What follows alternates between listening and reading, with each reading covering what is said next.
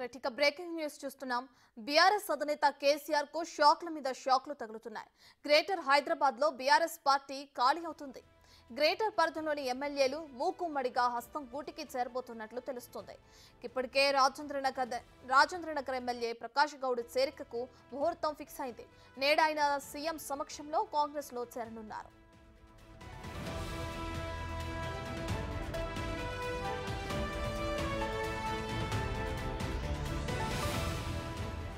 ఇక రేపు Uppal MLA Bandaru Lakshma Reddy, LB Nagar MLA Sudheer Reddy, Serilingampally MLA Arekapudi Gandhi, Kukatpally MLA Madhavaram Krishna Rao, Quthbullapur MLA Vivekananda Goud Congress కండువా కప్పుకోనున్నారు.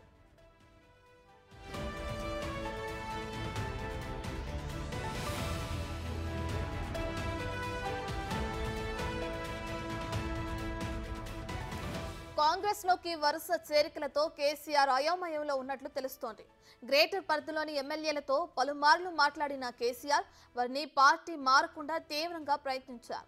ప్రధానంగా బీఆర్ఎస్ నేతలంతా కేసీఆర్, కేటీఆర్ పై తీవ్ర అసంతృప్తిలో ఉన్నట్లు తెలుస్తోంది.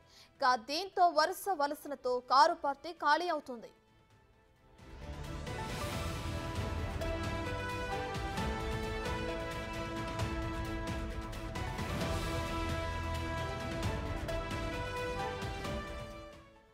అసెంబ్లీ ఎన్నికల్లో 39 సీట్లను గెలుచుకున్న బీఆర్ఎస్ బలం మొన్నటి కంటోన్మెంట్ బై ఎలక్షన్లో ఓడిపోయి 38కి తగ్గిపోయింది.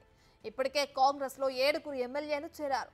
దాంతో 38 నుంచి 31కి బీఆర్ఎస్ బలం పడిపోయింది. మరోవైపు గత కొన్ని రోజులుగా విలీన ప్రచారం మొదలవడంతో కేసీఆర్ ఫ్రస్ట్రేషన్ పీక్స్ కు చేరుతుందట. తన కుమారుడు కేటీఆర్ ను, మేనల్లుడు హరీష్ ను ఫామ్ హౌస్ కు పిలిపించుకుని వారిపై మండిపడ్డారట.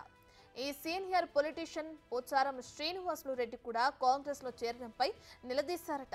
ఇక రేపో మాపో ఉప్పల్ ఎమ్మెల్యే బండారు లక్ష్మారెడ్డి కూడా పార్టీ మారబోతున్నారన్న ప్రచారం జరుగుతుంది.